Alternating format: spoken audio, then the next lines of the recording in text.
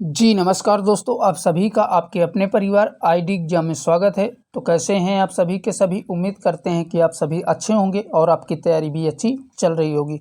तो दोस्तों, जैसा कि आप सभी को पता है कि डेली आपकी यूपी टीपीएससी पीईटी की ये क्लास होती है और आज की ये क्लास 15 नंबर की क्लास होगी। इससे पहले हमने 14 क्लासेस करवा दिया है और साथ ही 2022 और 2023 के सभी प्रीवियस ईयर क्वेश्चनों को भी सॉल्व करवा दिया है। जिन लोगों ने उन क्लासेस को नहीं देखा है तो चैनल के प्लेलिस्ट में जा कर के देख सकते हैं।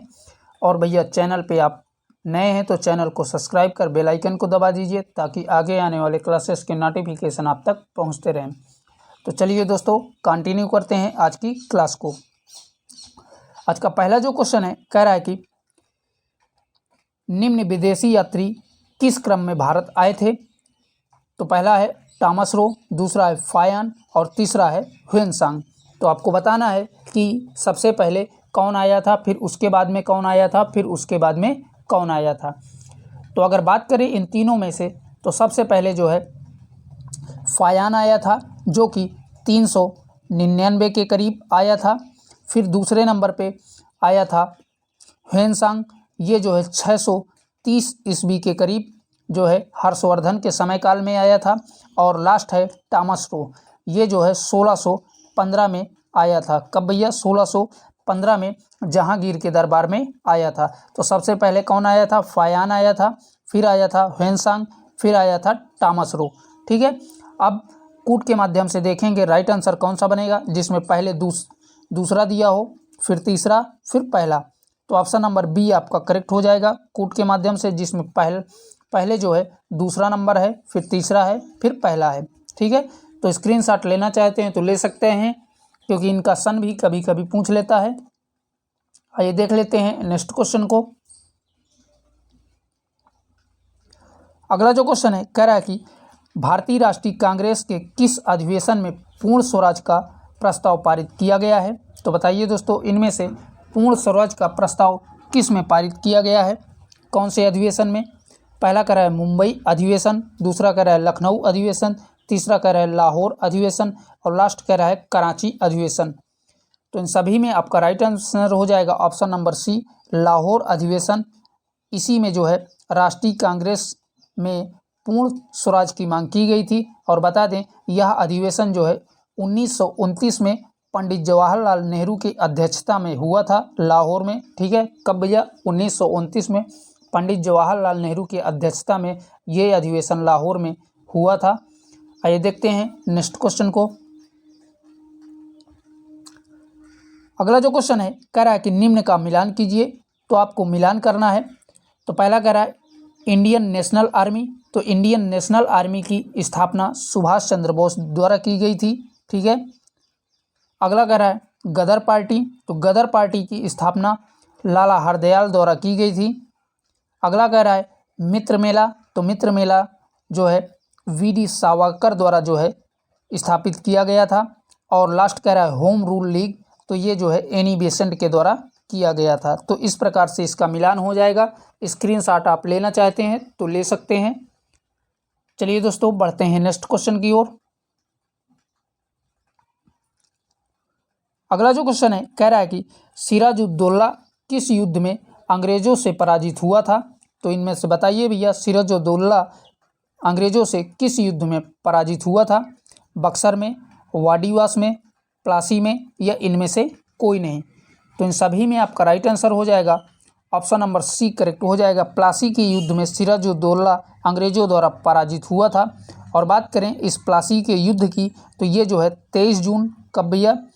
23 जून 1757 में किया गया था। ठीक है, तो याद रखिएगा, इसकी डेट भी अभी हाल ही के एनटीपीसी में पूछी गई थी कि प्लासी का युद्ध कब हुआ था। तो 23 जून 1757 में हुआ था और सिराजुद्दौला और अंग्रेजों के बीच में ये युद्ध लड़ा गया था। आइए देखते हैं नेक्स्ट क्वेश्चन को। अगला जो क्वेश्चन है, कह रहा है कि निम्न में कौन सा जनरल गवर्नर हड़प नीति का समर्थक था। तो बताइए दोस्तों, हड़प नीति का जो है समर्थक कौन सा जनरल गवर्नर था। Lord Ripon, Lord Cornwallis, Lord Dalhousie, Lord Curzon. तो राइट आंसर हो जाएगा लाल डलहौजी जो है हड़प नीति का समर्थक था। तो ऑप्शन नंबर सी आपका करेक्ट हो जाएगा। ठीक है भाई दोस्तों, चलिए देख लेते हैं अगले क्वेश्चन को। नेक्स्ट जो क्वेश्चन है कह रहा है कि साइमन कमीशन पहली बार भारत कब आया था। तो बताइए भैया, साइमन कमीशन पहली बार भारत कब आया था? 1928 में, 1920 में, 1919 में या 1946 में? तो साइमन कमीशन की अगर बात करें तो ये जो है 1928 में पहली बार भारत आया था और मुंबई में आया था। ठीक है, तो ऑप्शन नंबर ए आपका करेक्ट हो जाएगा। 1928 मुंबई में आया था, तो याद रखिएगा। ठीक है भैया, चलिए देखते हैं अगले क्वेश्चन को। अगला जो क्वेश्चन है कह रहा है कि भारतीय इतिहास में धन्वंतरी कौन थे? तो बताइए दोस्तों, धन्वंतरी कौन थे? पहला कह रहा है हर्ष के समय में एक प्रसिद्ध नाटककार थे। दूसरा कह रहा है चंद्रगुप्त मौर्य के प्रसिद्ध सेनापति। तीसरा कह रहा है चंद्रगुप्त विक्रमादित्य की सभा को संबोधित करने वाले प्रसिद्ध चिकित्सक थे। और लास्ट कह रहा है इनमें से कोई नहीं। तो इन चारों में से आपका राइट आंसर बनेगा option number C, Chandragupta Vikramaditya की सभा को संबोधित करने वाले प्रसिद्ध चिकित्सक धन्वंतरी थे। ठीक है, तो ऑप्शन नंबर सी आपका करेक्ट हो जाएगा। आइए देख लेते हैं नेक्स्ट क्वेश्चन को। अगला जो क्वेश्चन है कह रहा है कि नागार्जुन सागर बांध परियोजना किस नदी पर बना है? तो बताइए दोस्तों, नागार्जुन बांध किस परियोजना पर बना हुआ है, अर्थात किस नदी पर बना है? गंगा में, कावेरी में, कृष्णा में या गोदावरी में? तो राइट आंसर हो जाएगा यह जो है नागार्जुन सागर बांध परियोजना कृष्णा नदी पर बना हुआ है। तो ऑप्शन नंबर सी आपका करेक्ट हो जाएगा। और बता दें इसके निर्माण की अगर बात करें तो इसका निर्माण 1967 में किया गया था और यह आंध्र प्रदेश और तेलंगाना राज्य में स्थित है। ठीक है, तो याद रखिएगा दोस्तों। आइए देख लेते हैं नेक्स्ट क्वेश्चन को। अगला जो क्वेश्चन है कह रहा है कि निम्न में भिलाई इस्पात संयंत्र के लौह अयस्क स्रोत हैं। तो ऑप्शंस कह रहा है उमरिया, दूसरा है कोरबा, दूसरा है राजनंदागांव, तीसरा कह रहा है दिल्ली राजहरा। तो इन सभी में आपका राइट आंसर हो जाएगा ऑप्शन नंबर डी करेक्ट हो जाएगा। दिल्ली राजहरा में जो है भिलाई इस्पात संयंत्र के लौह अयस्क के स्रोत प्राप्त हुए हैं। ठीक है, तो ऑप्शन नंबर डी आपका करेक्ट हो जाएगा। चलिए देख लेते हैं अगले क्वेश्चन को। अगला जो क्वेश्चन है कह रहा है कि मौर्यकालीन भारत में वितरण वाली इंडिका पुस्तक के लेखक कौन थे? तो बताइए दोस्तों, इनमें से इंडिका पुस्तक के लेखक कौन है? फायान, मैगस्थनीज, ह्वेनसांग या इनमें से कोई नहीं? तो राइट आंसर हो जाएगा ऑप्शन नंबर बी करेक्ट हो जाएगा। इंडिका पुस्तक मैगस्थनीज के द्वारा लिखी गई है, तो ऑप्शन नंबर बी करेक्ट हो जाएगा। और बात करें दोस्तों मैगस्थनीज की, तो यह जो है 302 ईस्वी में चंद्रगुप्त मौर्य के दरबार में आया था। ठीक है, तो याद रखिएगा कब आया था भैया? 302 ईस्वी में चंद्रगुप्त मौर्य के दरबार में आया था। चलिए देखते हैं अगले क्वेश्चन को। अगला जो क्वेश्चन है कह रहा है कि नीचे दिए गए दर्रों और उनके स्थान का कौन सा जोड़ा सही नहीं है? तो बताइए दोस्तों, इनमें से कौन सा जोड़ा सही नहीं है? तो पहला कह रहा है जोजिला और बुर्जिल जम्मू कश्मीर, ये आपका जो है गलत दिया हुआ है। ठीक है, अगला कह रहा है बारालामचाला सिपकिला उत्तर प्रदेश, ये भी आपका गलत दिया हुआ है। नेक्स्ट कह रहा है थागाला नीत पास और लिपुलेक हिमाचल प्रदेश, ये भी आपका गलत दिया हुआ है। और लास्ट कह रहा है धातुला और जेपलपा सिक्किम, ये आपका सही दिया है। तो कूट के माध्यम से देखेंगे कौन कौन से गलत दिए हुए हैं, पहला जो है, दूसरा, तीसरा। तो कूट के माध्यम से ऑप्शन नंबर ए आपका करेक्ट हो जाएगा, जिसमें पहला, दूसरा, तीसरा दिया गया है। और बता दें दोस्तों, जोजिला और बुर्जिल दर्रा जो है ये लद्दाख में स्थित हैं। दूसरा है बारालापचा सिपकिला दर्रा, ये उत्तर प्रदेश में नहीं बल्कि ये हिमाचल प्रदेश में स्थित है। और तीसरा है थाला नीति पास और लिपुलेक दर्रा जो है यह उत्तराखंड राज्य में स्थित है। तो ये भी याद रखिएगा। चलिए देख लेते हैं नेक्स्ट क्वेश्चन को। अगला जो क्वेश्चन कह रहा है कि निम्न में कौन सा क्रांतिकारी संगठन काकोरी षड्यंत्र केस में शामिल था।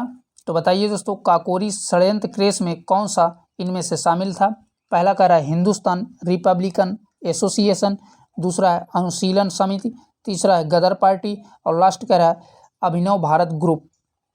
तो इन सभी में आपका राइट आंसर हो जाएगा ऑप्शन नंबर 1 करेक्ट हो जाएगा। हिंदुस्तान रिपब्लिकन एसोसिएशन यही काकाकोरी षड्यंत्र में जो है शामिल था। तो ऑप्शन नंबर ए आपका करेक्ट हो जाएगा। और बात करें काकाकोरी षड्यंत्र की, तो ये जो है 9 अगस्त 1925 को हुआ था। कब भैया? 9 अगस्त 1925 को जो है ये काकाकोरी षड्यंत्र हुआ था। तो याद रखिएगा, इसका डेट भी कभी कभी पूछ लेता है। आइए देखते हैं नेक्स्ट क्वेश्चन को।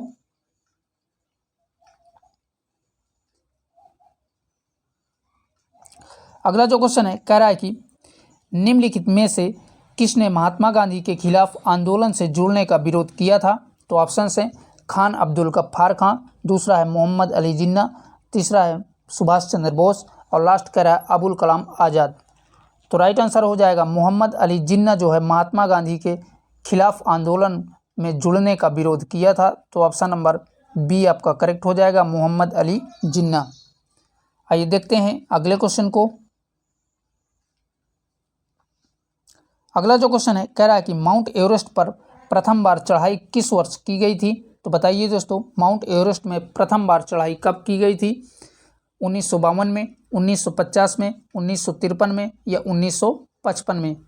तो इन सभी में आपका राइट आंसर हो जाएगा माउंट एवरेस्ट में पहली बार चढ़ाई 1953 में हिलेरी और तेनजिंग के द्वारा की गई थी। तो ऑप्शन नंबर सी आपका करेक्ट हो जाएगा। और बता दें, हिलेरी और तेनजिंग ने जो है माउंट एवरेस्ट पर 1953 में पहली बार जो है चढ़ाई की थी। तो याद रखिएगा। आइए देखते हैं अगले क्वेश्चन को। अगला क्वेश्चन है भरतपुर में स्थित पक्षी अभ्यारण्य का नाम है। तो बताइए दोस्तों, जो भरतपुर में पक्षी अभ्यारण्य स्थित है उसका क्या नाम है। ऑप्शन है रानी चंद्रप्रभा राष्ट्रीय उद्यान, दूसरा है केवलादेव घना राष्ट्रीय उद्यान, तीसरा है घाट प्रभा राष्ट्रीय उद्यान और लास्ट कह रहा है काजीरंगा राष्ट्रीय उद्यान। तो इन सभी में आपका राइट आंसर बनेगा ऑप्शन नंबर बी, केवलादेव घना राष्ट्रीय उद्यान के नाम से भरतपुर में स्थित पक्षी अभ्यारण्य को जाना जाता है। ठीक है, कौन सा? केवलादेव घना राष्ट्रीय उद्यान के नाम से। चलिए देखते हैं अगले क्वेश्चन को। अगला जो क्वेश्चन है कह रहा है कि किसके बढ़ने के फलस्वरूप निजी निवेश में वृद्धि की अधिक संभावना होगी। तो ऑप्शन है शेयरों की कीमत, दूसरा है नई पूंजी पर अनुमानित प्राप्ति, तीसरा है व्यक्तिगत कर और लास्ट कह रहा है ब्याज की दर। तो इन सभी में आपका राइट आंसर हो जाएगा नई पूंजी पर अनुमानित प्राप्ति। यही जो है निजी निवेश में वृद्धि के कारण अर्थात संभावना हो सकती है। तो ऑप्शन नंबर बी आपका करेक्ट हो जाएगा। ठीक है दोस्तों, चलिए देख लेते हैं अगले क्वेश्चन को। अगला जो क्वेश्चन है कह रहा है कि संविधान का कौन सा अनुच्छेद राज्य सरकारों को ग्राम पंचायतों के आयोजन के लिए निर्देशित करता है। तो ऑप्शन है अनुच्छेद 42, अनुच्छेद 45, अनुच्छेद 40 या अनुच्छेद 35। तो इन सभी में आपका राइट आंसर हो जाएगा अनुच्छेद 40 जो है राज्य सरकारों को ग्राम पंचायतों के आयोजन को लिए निर्देशित करता है। तो ऑप्शन नंबर सी आपका करेक्ट हो जाएगा। मोस्ट इंपॉर्टेंट क्वेश्चन है दोस्तों, कई एग्जामों में ये पूछा जा चुका है। चलिए देख लेते हैं अगले क्वेश्चन को। अगला जो क्वेश्चन है कह रहा है कि निम्न में कौन सा भारतीय संविधान की विशेषता नहीं है। तो बताइए दोस्तों, भारतीय संविधान में इन चारों में से कौन सी विशेषता नहीं है। ऑप्शन है शक्तियों का वितरण, दूसरा है अर्थ संघीय संरचना, तीसरा है प्रतिबंध न्यायतंत्र और लास्ट कह रहा है लिखित संविधान।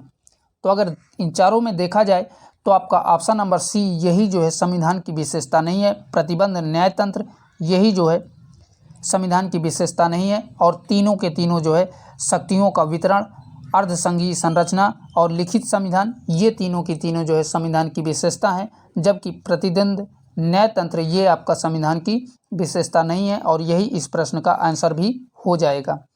आइए देख लेते हैं अगले क्वेश्चन को। अगला जो क्वेश्चन है कह रहा है कि भारत की राष्ट्रीय आय का आकलन करने वाली संस्था निम्न में से है।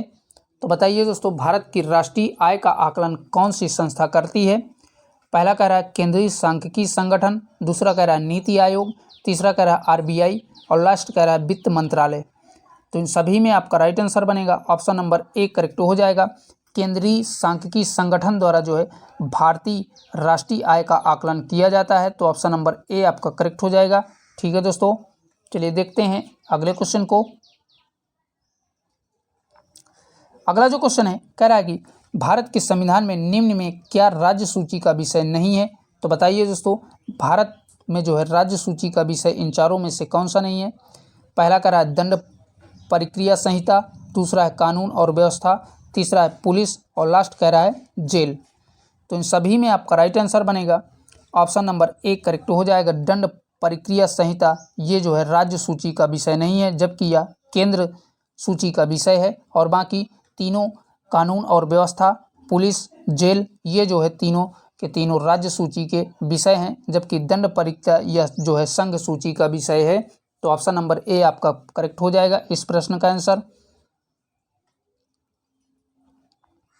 नेक्स्ट जो कह रहा है कि निम्न में सेवा क्षेत्र को और किस नाम से जाना जाता है? मोस्ट इंपॉर्टेंट क्वेश्चन है दोस्तों, ये आपका पीटी 2021 में आया हुआ क्वेश्चन है। तो बताइए दोस्तों, सेवा क्षेत्र को और किस नाम से जाना जाता है?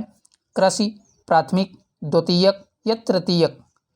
तो इन सभी में आपका राइट आंसर बनेगा सेवा क्षेत्र को तृतीयक क्षेत्र के नाम से जाना जाता है, तो ऑप्शन नंबर डी आपका करेक्ट हो जाएगा।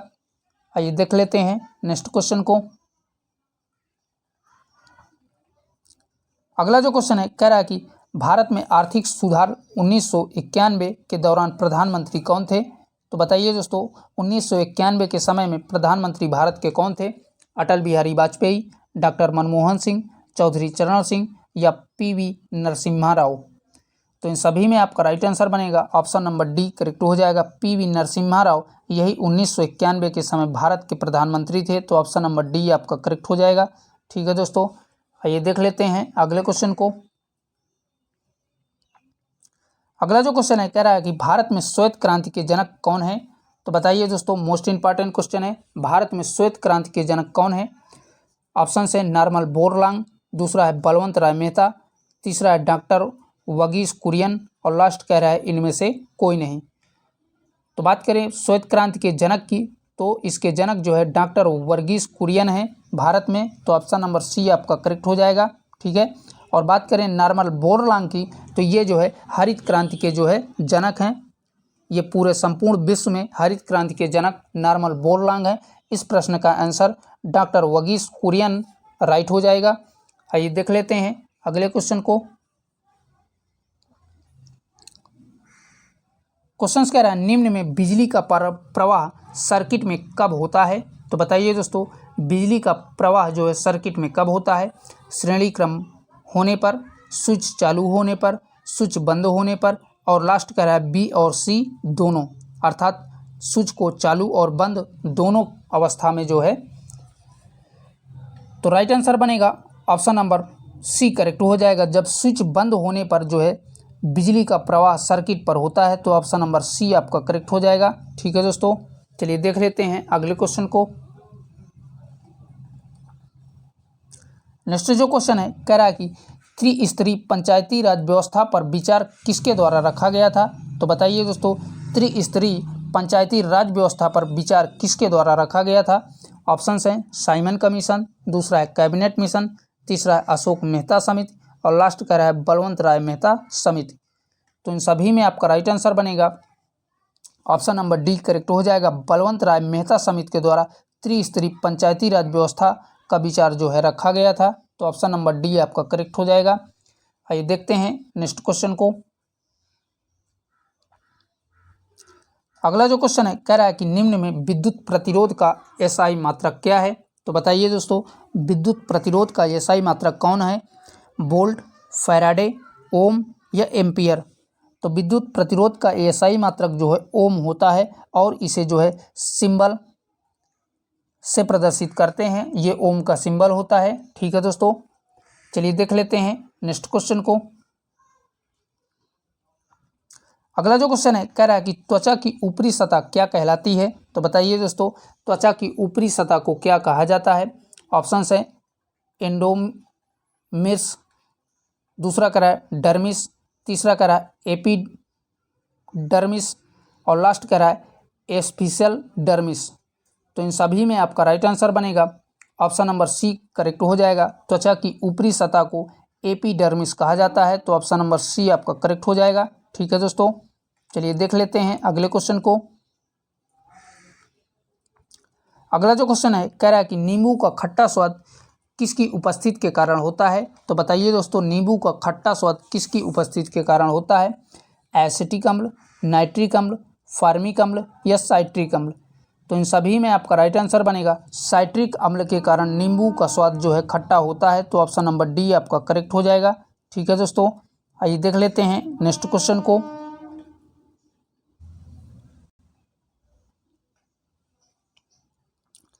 अगला जो क्वेश्चन है कह रहा है कि निम्नलिखित में क्या भारतीय नागरिकों को आर्थिक न्याय प्रदान करता है। तो दोस्तों बताइए इनमें से कौन सा जो है भारतीय नागरिकों को आर्थिक न्याय प्रदान करता है।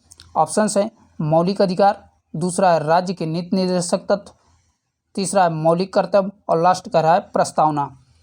तो इन सभी में आपका राइट आंसर हो जाएगा राज्य के नीति निर्देशक तत्व भारतीय नागरिकों को न्याय जो है प्रदान करता है, आर्थिक न्याय। ठीक है, तो ऑप्शन नंबर बी आपका करेक्ट हो जाएगा। चलिए देखते हैं नेक्स्ट क्वेश्चन को। नेक्स्ट कह रहा है निम्न में कर्कटजनक रसायन होते हैं। तो बताइए दोस्तों कर्कटजनक रसायन कौन से होते हैं। हृदय रोग, कैंसर, दमा, मधुमेह। तो राइट आंसर बनेगा ऑप्शन नंबर बी करेक्ट हो जाएगा। कैंसर जो है यही कर्कटजनक रसायन होते हैं, तो ऑप्शन नंबर बी आपका करेक्ट हो जाएगा। आइए देखते हैं अगले क्वेश्चन को। अगला जो क्वेश्चन है कह रहा है कि यमुना शब्द का पर्यायवाची है। तो बताइए दोस्तों इनमें से यमुना शब्द का पर्यायवाची कौन सा है। पुष्कर, तड़ंगनी, अर्कजा या क्लेश। तो राइट आंसर हो जाएगा यमुना शब्द का सही पर्यायवाची अर्कजा होता है, तो ऑप्शन नंबर सी आपका करेक्ट हो जाएगा। चलिए देखते हैं नेक्स्ट क्वेश्चन को। क्वेश्चन कह रहा है जो सब कुछ जानता है के लिए उपयुक्त शब्द होगा। तो बताइए दोस्तों जो सब कुछ जानता है उसके लिए वाक्यांश के लिए एक शब्द कौन सा है। ज्ञानी, त्रिकालज्ञ, बहुज्ञ या सर्वज्ञ। तो राइट आंसर बनेगा जो सब कुछ जानता है उसके लिए जो है सर्वज्ञ शब्द प्रयोग किया जाता है, तो ऑप्शन नंबर डी आपका करेक्ट हो जाएगा। चलिए देखते हैं नेक्स्ट क्वेश्चन को। क्वेश्चन कह रहा है निम्न में कृतज्ञ का विलोम शब्द होगा। तो बताइए दोस्तों इन चारों में से कृतज्ञ का सही विलोम शब्द कौन सा है।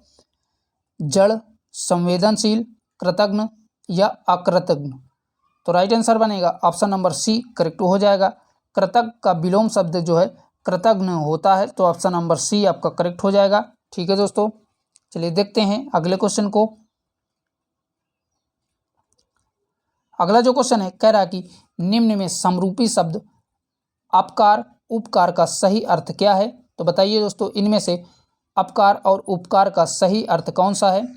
भलाई या बुराई, बुराई या भलाई, तीसरा कह रहा है सम्मान अपमान, लास्ट कह रहा है अपमान या सम्मान।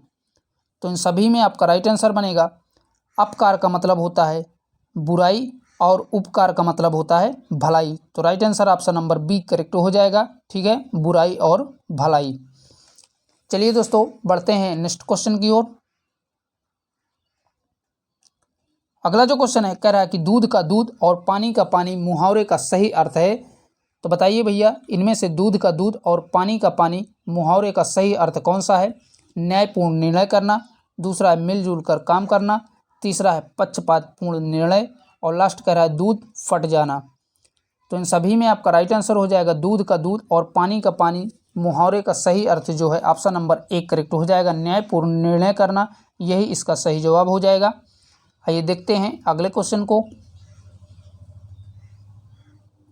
अगला जो क्वेश्चन है कह रहा है कि भारत में कौन सी पंचवर्षीय योजना में खादी एवं ग्रामीण उद्योग आयोग की स्थापना की गई थी। तो बताइए दोस्तों कौन से पंचवर्षीय योजना में जो है खादी एवं ग्रामीण उद्योग का आयोजन किया गया था। प्रथम पंचवर्षीय योजना, द्वितीय पंचवर्षीय योजना, तृतीय पंचवर्षीय योजना या पांचवी पंचवर्षीय योजना। तो इन सभी में आपका राइट आंसर बनेगा द्वितीय पंचवर्षीय योजना में खादी एवं ग्रामीण उद्योग आयोग की स्थापना की गई थी। तो ऑप्शन नंबर बी आपका करेक्ट हो जाएगा। ठीक है दोस्तों, चलिए देखते हैं नेक्स्ट क्वेश्चन को।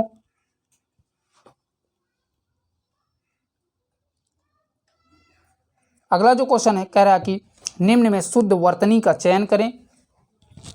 तो बताइए दोस्तों इन चारों में से सही वर्तनी कौन सी है।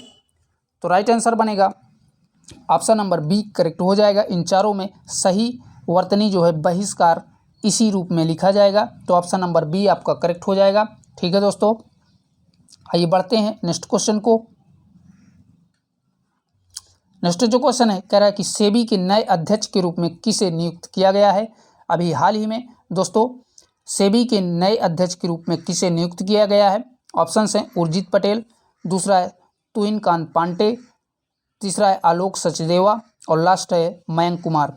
तो इन सभी में आपका राइट आंसर बनेगा तुहिन कांता पांडे को जो है सेबी के नए अध्यक्ष के रूप में चुना गया है। तो ऑप्शन नंबर बी आपका करेक्ट हो जाएगा। आइए देख लेते हैं नेक्स्ट क्वेश्चन को। अगला जो क्वेश्चन है कह रहा है कि साल 2024 के लिए 59वां ज्ञानपीठ पुरस्कार किस लेखक को प्रदान किया गया है। मोस्ट इंपॉर्टेंट है दोस्तों।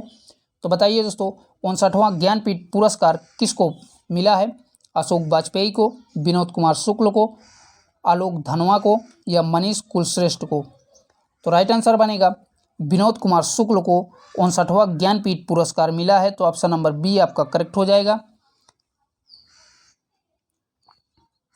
अगला जो क्वेश्चन है कह रहा है कि खो इंडिया पैरा गेम्स 2025 के दूसरे संस्करण में पदक तालिका में कौन सा राज्य शीर्ष पर रहा है। तो बताइए दोस्तों इनमें कौन सा जो है राज्य खो इंडिया पैरा गेम्स 2025 में शीर्ष स्थान पर रहा है। हरियाणा, पंजाब, तमिलनाडु या बिहार। तो राइट आंसर बनेगा ऑप्शन नंबर ए करेक्ट हो जाएगा। इसमें जो है शीर्ष स्थान पर हरियाणा राज्य रहा है। तो ऑप्शन नंबर ए आपका करेक्ट हो जाएगा। चलिए देख लेते हैं नेक्स्ट क्वेश्चन को। अगला जो क्वेश्चन है कह रहा है कि राज्यसभा में चुने हुए सदस्यों का कार्यकाल कितने वर्षों का होता है। तो बताइए दोस्तों राज्यसभा में चुने हुए सदस्यों का कार्यकाल कितना होता है। 7 वर्ष, 6 वर्ष, 5 वर्ष या 3 वर्ष।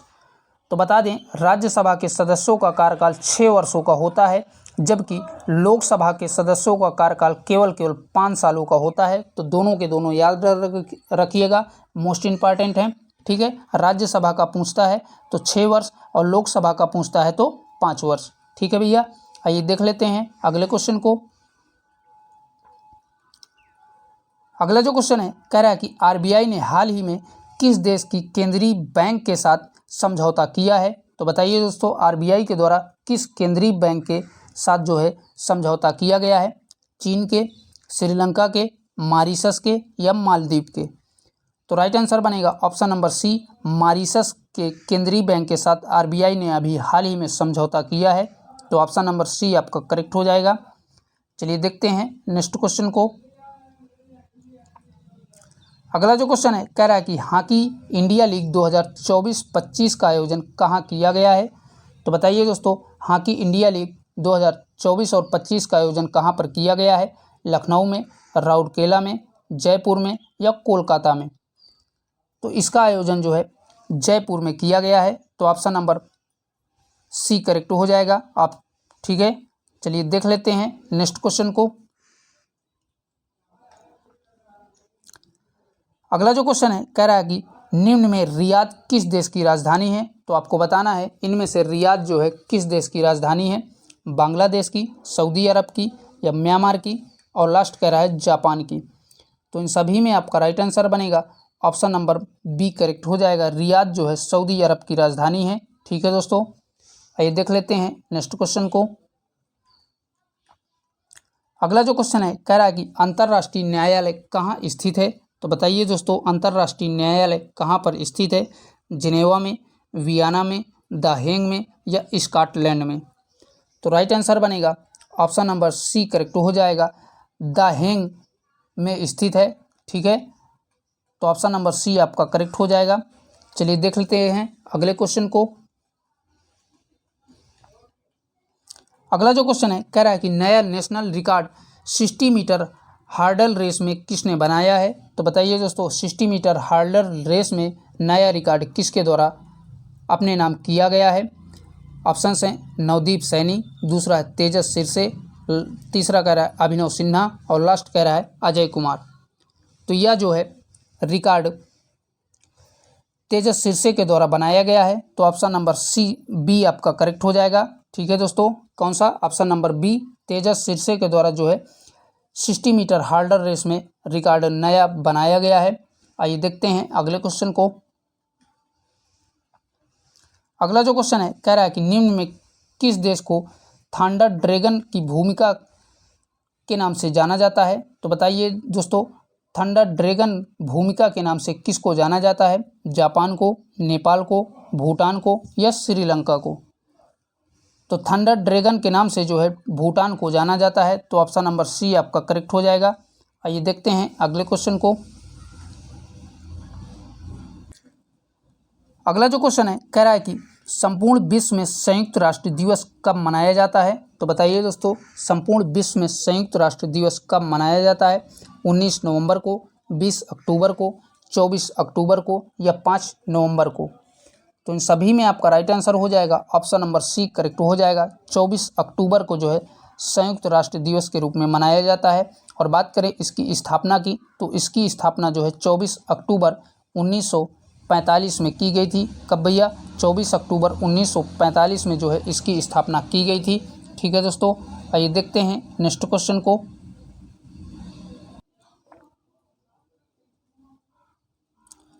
अगला जो क्वेश्चन है कह रहा है कि T20 विश्व कप ICC महिला अंडर 19 का खिताब किसने जीता है। तो बताइए दोस्तों T20 विश्व कप ICC महिला अंडर 19 का खिताब किसके द्वारा जीता गया है। तो ऑप्शंस हैं ऑस्ट्रेलिया, भारत, पाकिस्तान या न्यूजीलैंड। तो इन सभी में आपका राइट आंसर बनेगा ऑप्शन नंबर बी करेक्ट हो जाएगा। यह जो है खिताब भारत के द्वारा जीता गया है। तो ऑप्शन नंबर बी आपका करेक्ट हो जाएगा। ठीक है दोस्तों, चलिए देख लेते हैं अगले क्वेश्चन को।